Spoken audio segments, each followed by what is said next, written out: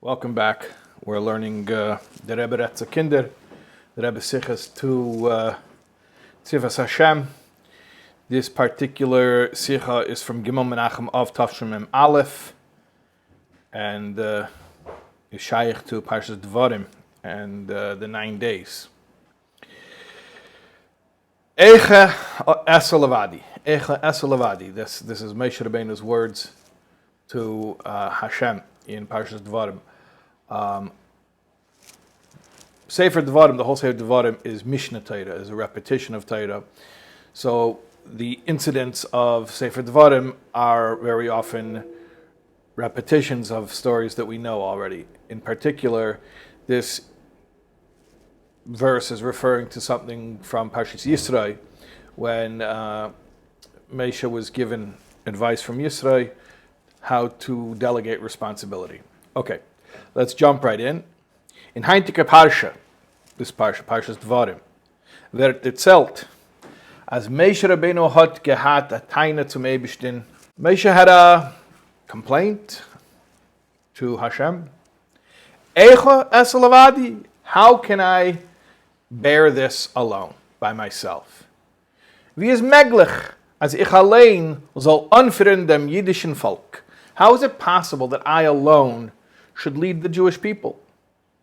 Wie bald der jiddische Volk is as a grace, since the Jewish people is so big, sei in soul und sei in Andrigkeit, both in populace, meaning there's a lot of them, ken hara, ken yirbu, and also in diversity. There's so many different kinds, right? Everybody's got their different ein deis shel bnei adam shavis. Nobody thinks exactly like the other person. Wie is meglich? How is it possible? As ein mensch, one person, afilu a heiliker mensch wie Moshe Rabeinu, even such a holy person like Moshe, so können anführen mit as a greisen Volk should lead such a large people. So that's the complaint. That was Moshe's complaint.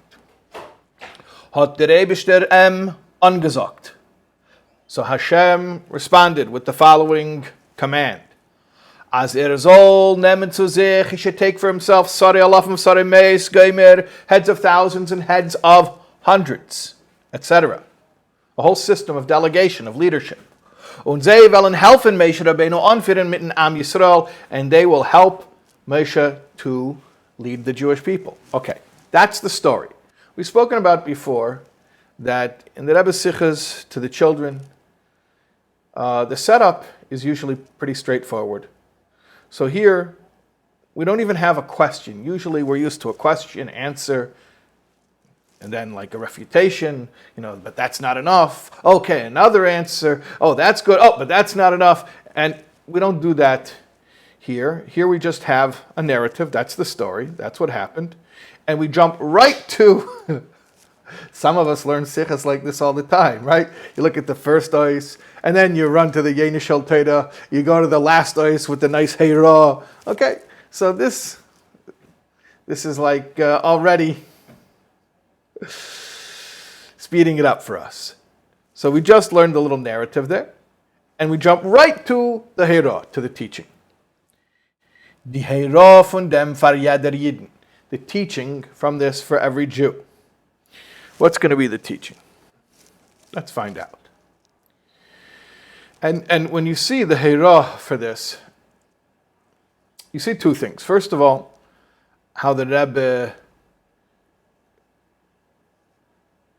sees the psychology of a child very clearly, a question that a child would ask. And at the same time, you see the vision that the Rebbe has of a child. It's almost a paradox. On one hand, the question or the problem that the child has, that the Hira is giving a solution for, is very age appropriate, and it's very emotionally and mentally, it's the kind of problem that a child would have. And at the very same time, the Hira is so uplifting and empowering in such a big way. So it's almost like a paradox there. It's like so age appropriate and yet so beyond what people normally think of children being capable of, which is another one of the big klolim principles of the Rebbe's Torah and the Rebbe's Torah to children especially, which is that children rise to expectations. And really, we're all children, so all of us rise to expectations. Let's take a look at the hero. Jeder Yid is gegeben geworden a Shlichus von Moshe Rabeinu. Every Jew has a Shlichus from Moshe. To do what? Zu anführen sein eigenem Leben, laut die Anweisungen von Torah. To conduct his life according to the directives of Torah. To be a frommer Yid, more or less. Shulchan Aruch Yid.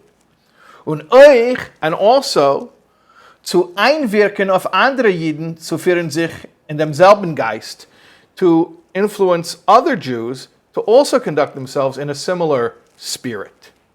So we have a shlichus. See what the shlichus is.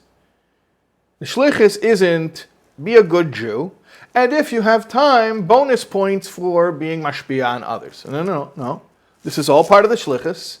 All part of the shlichus is conduct yourself according to Torah, and be poil on others that they should conduct themselves according to Torah.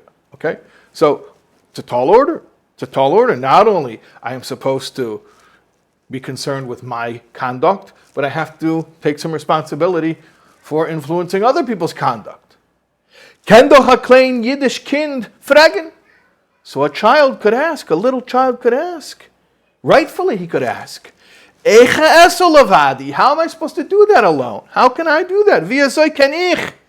Sein dich a klein Kind, how can I, as a small child, durchführen as a große Schlichus, pull off such a big mission? Noch mehr. Furthermore, there's even more to the Schlichus. Even more. It's not enough to just take care of your own Yiddishkeit. Yiddishkeit is not just make sure that you are doing what you got to do. You have to worry for another Yid. You know, somebody once asked me about Mivtza Tefillin. And, it was somebody who I was putting tefillin on with. He says, why is this so important to you? Like, what do you get out of this? And it was an interesting question because, I didn't think about it. What do I get out of this, okay, what do I get out of it? He's like, why are you so motivated? And I said, listen, let me tell you like this. Let's say I got on an airplane, and somehow, by some fluke, let's say, I hadn't davened, and I thought I was going to daven on the plane, and I forgot my tefillin. I didn't even have my tefillin. I realized I'm going to land right before Shkia. So do you know that from the second that I land, from the second my phone is working, and maybe even before, I'm going to do everything in my power to make sure there's tefillin there for me when I land, so that I don't chas v'shalom miss a day of tefillin. You understand that? Is that much clear to you? Because if you wouldn't even get that, then my next point of my argument would not make any sense. So that he understood. I said, okay, so let me explain something to you. If I see you and you didn't put on tefillin yet today, for me to not try to get you to put on tefillin to the same extent that I would try to make sure that I had tefillin is equally impossible. Just like it's not possible, I'm just going to land, oh, I forgot my tefillin. Well, maybe tomorrow I'll go look for some tefillin in this city. It's not possible. Okay, the same way, if I see you and I know you didn't put on tefillin today, and I have an opportunity to help you to do so, I'm not going to let that slide any more than I'm going to let my own tefillin slide, because the truth is, there's no difference. There's no difference. So that's the first thing here is that being poil on another Jew is not bonus. It's not extra. That is part of the mission. Okay. So we have that. I have to take care of myself. I have to take care of others. Noch but that's not even where it ends. Noch furthermore, a Yiden is gegeben geworden a Shlichus, as darf freilich machen dem Eibishtin. Whoa. Not only I have to take care of myself, not only I have to take care of another Jew, I have to take care of Hashem. Because a Jew was given a shlichus that he has to make Hashem happy. Durch machen die ganze Welt a dira. Woningsort for der Shechina, by making the entire world a dwelling place for the Shechina. And this is one of our 12 psukim. Yismach Yisrael chulu b'simchas Hashem asher sasav v'simech b'diras b'tachtenim. Rejoice, Jews, in the simcha and the joy of Hashem, who is rejoicing and happy over his dwelling place in the lower realms that we're giving him. So every Jew, including the little Jewish child, has this triple mission. He has to take care of his own Yiddishkeit, and he has to take care of other Jews' Yiddishkeit, whoever is within his circle of influence. And he has to take care of the Shechina, Kiviyachal. He has to take care of Hashem, make Hashem happy. Wow! Tainet, the Yiddish kind, and all of this is the shlichus. None of this is bonus. This is all intrinsically, this is Avos Yisrael and Avos Hashem and Yisrael Arayis v'Kudsha Bricha Kol Echad. You can't take any link out of the chain. It's all one thing. Big job. Big job for a little kid. Big job for a big adult. You tainet a Yiddish kind, so the child's going to complain. Wo hab ich die Keches zu durchführen as a Shlichus? Where do I have the power to carry out such a mission? So we already know basically what the answer is, because we were already told the Hera. And this taina of the Jewish child mirrors the taina of Moshe Rabeinu of Eicha Esalavadi. And the answer is going to mirror Hashem's answer to Moshe. The Sikha is a very basic, there's a story and there's a Hera. And then the Hera repeats itself two different ways. So it's a very simple structure. Lernt uns die Teira. So the Teira teaches us. As der Rebbe geht jeden Jiden die Keches auf keinen durchführen sein Tafkid und Schliches zu anführen mit dem eigenen Leben und euch mit alle was gefinden sich herum im Leit dem Derech HaTeira. Hashem gives to every Jew the power that he needs to be able to carry out his mission, to conduct his own life, and also to influence all those around him to go in the path of Torah. You were given the way, you were given the power. What does it mean I was given the power? We're going to go on. Wie bald jeder Yid bekommt die Torah als Yerusha von Moshe Rabeinu, Torah Tzivalon Moshe Marosha Kilas Yankev.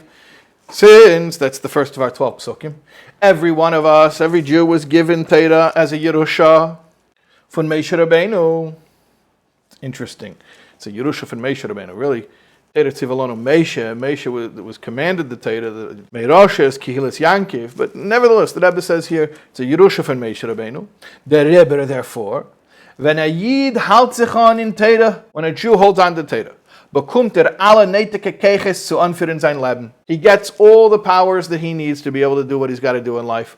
Punkt, wie der Rebbe hat gefunden dem Weg zu geben Menschen die netike Hilfe.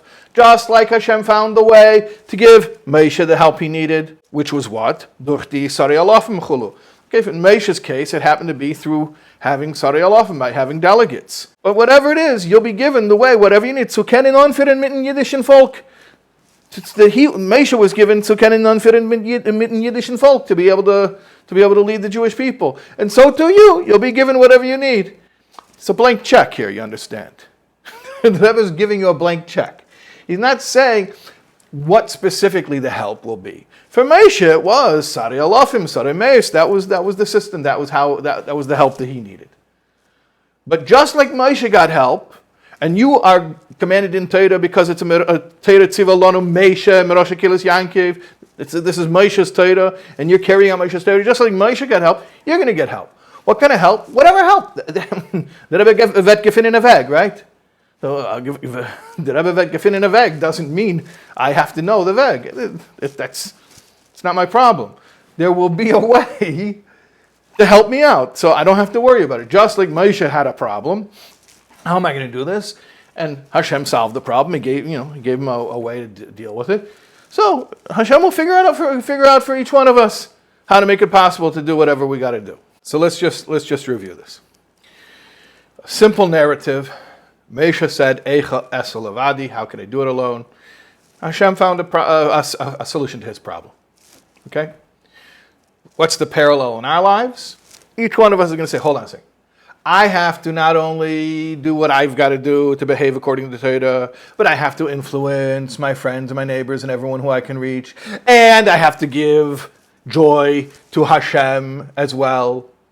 That's a big job. How am I going to do it? And the answer is, don't worry. Just like Moshe had a big job, and he told Hashem, I don't know how I can do it. And Hashem said, don't worry, I'll help you out, and we'll give you a way that you can manage. So too you, with your job. Yeah, it's a big job, but Hashem is going to work it out for you, and he'll figure out the ways. He'll give you the ways that you'll be able to manage. Okay. Steht in Medrash, let's go further. Steht in Medrash, it says in Medrash, as wenn Jidens wollten sicher sein, if Jews would have been meritorious, wollten sie nur gedarft lehnen in Teira Eicha Eselavadi. They would have only had to read Eicha Eselavadi, as opposed to what? Nor wie bald men hat nicht sicher gewesen, but since we weren't meritorious, lehnt men Tisha B'Av Eicha Yashva Badad. So we read on Tisha B'Av Eicha Yashva Badad, which are the opening words of Megillas Eicha, the Lamentations, about the Churban, about the destruction of the Beis HaMikdash, the temple. Eicha Yashva Badad, how she, the city, Yerushalayim, sits alone. In other words, Medrash says that really whatever it was that turned into Eicha, the negative Eicha, we could have just had the positive Eicha, the Eicha from Parshas Devarim, which Devarim always comes before Tisha B'Av. That's why Devarim is Shabbos Chazon, which comes, the vision, Shabbos of vision, like Levi Yitzchak Berditchever used to explain. So the Medrash says we could have been Yetzer with just Eicha Eselavadi, and we wouldn't have to come to the Eicha Yashva Badat. That's what the Medrash says. What does the Rebbe do with this? Der Fun versteht man. The Rebbe now unpacks it with a logical deduction.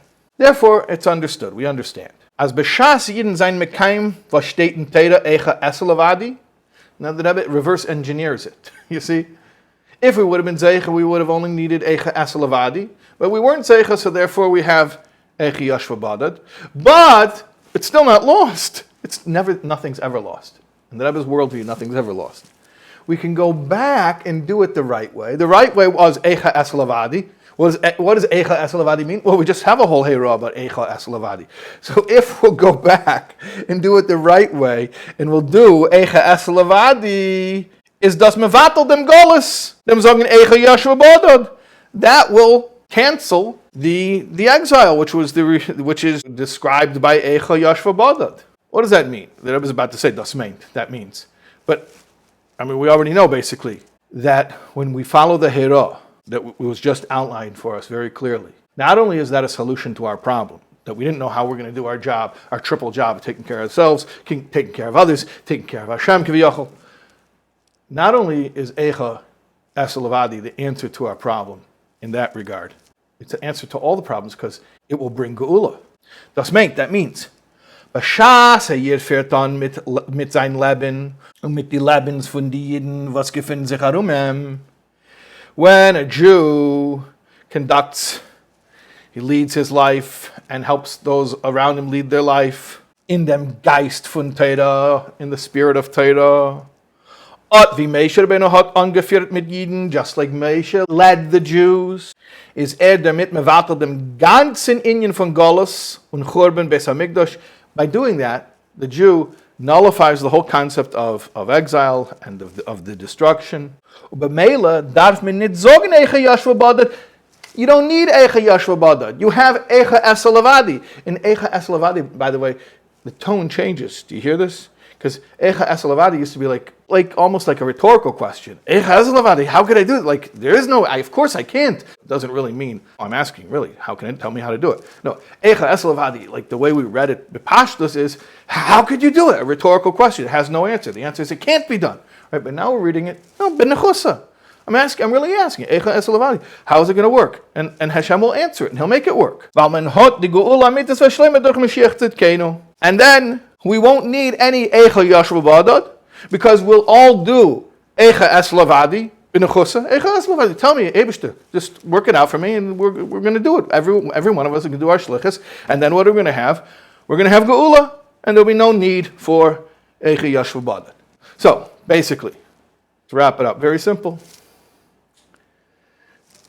The Rebbe acknowledges a very common human emotion, but particularly for a child: overwhelm. We all experience overwhelm. We all come to a point where we feel kenished. I'm tapped out. I'm overwhelmed, right? And it's a common feeling. I mean, and children especially. Children encounter frustration all the time because children are just learning resilience and they're just learning problem solving. And children are often irritable because they don't know how to deal with the problems that bother them, right? And part of maturity is having that perspective of, okay, hold on, take a deep breath, we'll find a solution. So the Rebbe is addressing a very age-appropriate, very realistic dilemma of a child, also of an adult, but the Rebbe is addressing it on a child level. I'm overwhelmed. I feel like too much is being demanded of me, and I don't even know what to do. And the Rebbe is guiding the child through this and saying, here's what we do. When we feel overwhelmed, we ask Hashem, Eicha es levadi, not as a rhetorical question, but as an honest, almost like out of curiosity, like, well, this doesn't look really possible for me to do, but Hashem told me to do it, so I know it's going to happen. So I'm really curious to find out how it's going to work out. This is neat. I think I'll stick around and find out how this plays out because I know it's going to play out. So the Rebbe is teaching here resilience. The Rebbe is teaching coping skills. The Rebbe is teaching problem solving. And the Rebbe is teaching all of these in a spiritual context of emunah. Lahavdil, in secular child psychology, they can also teach you problem solving and resilience and coping. But here the Rebbe is teaching to even a small child that part of your toolkit for life, you're going to hit points where you're going to feel overwhelmed. And you're going to take that to your relationship, your personal relationship with Hashem. Such a remarkable concept of, like I said before, on one hand, it's so age appropriate, the way that Rebbe is describing the child's dilemma. And on the other hand, at the same time, it's like such lofty expectations for a child, but so empowering. The idea that a child has a personal relationship with Hashem. So it's not just Hashem is the one who wrote these rules so long ago and gave them to my great-great-great-great-great-great-grandfather. No, Hashem is in my life. Hashem is the power in my life. And when I need help carrying out these rules, I lean on Him. I rely on Him. And He works it out for me. He finds it just like Moshe was overwhelmed. Moshe Rabeinu was overwhelmed. It's okay to be overwhelmed. Just don't give up. So just when you're overwhelmed, ask Hashem the question. And Hashem, just like Hashem sorted it out for Moshe, Hashem's going to sort it out for me.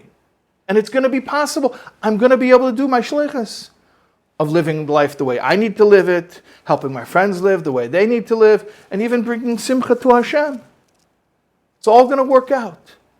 Just have to ask the question innocently, with confidence, with sincerity, like children know how to do because they're not cynical. They know how to ask a question sincerely. That's such a powerful tool. Such a powerful tool.